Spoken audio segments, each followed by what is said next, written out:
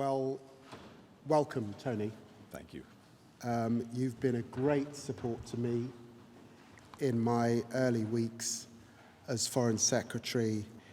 We are the closest of allies, so I'm delighted that we will travel together, demonstrating. We talk about the special relationship. I like to call it essential. Essential for our nations. Thank you. Thanks a lot.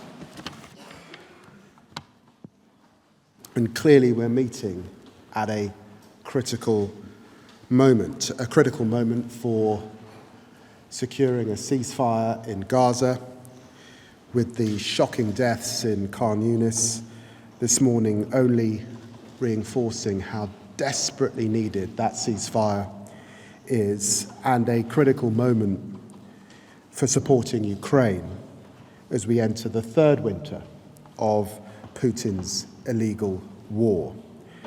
It's also critical challenges. On Russia and Ukraine, today I can confirm that Tony and I will be traveling to Kyiv this week, the first joint visit of this kind for well over a decade. We are the closest of allies, so I'm delighted that we will travel together, demonstrating our commitment to Ukraine. Dozens of Russian military personnel have been trained in Iran to use the Fata 360 close-range ballistic missile system, which has a maximum range of 75 miles.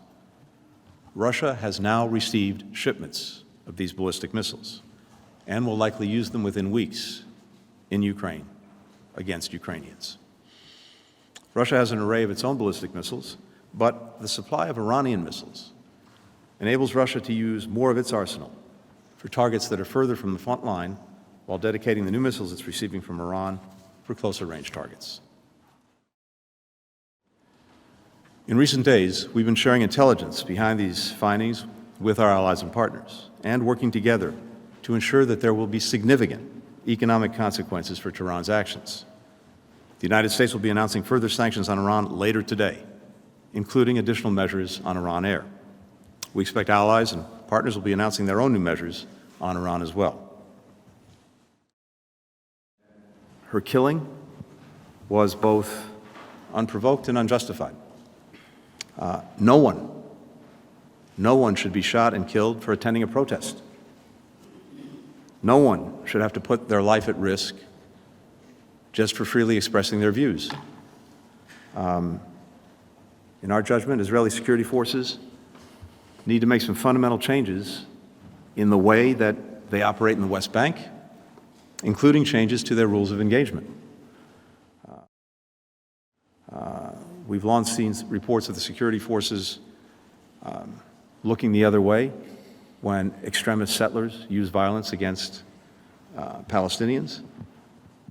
We've seen reports of excessive force by Israeli security forces against Palestinians. And now we have the second American citizen killed at the hands of Israeli security forces. It's not acceptable. It has to change. And we'll be making that clear to the senior-most members of the Israeli government. Now, we're looking carefully to advance the agreement. David's often said that Britain is always stronger when it works with others.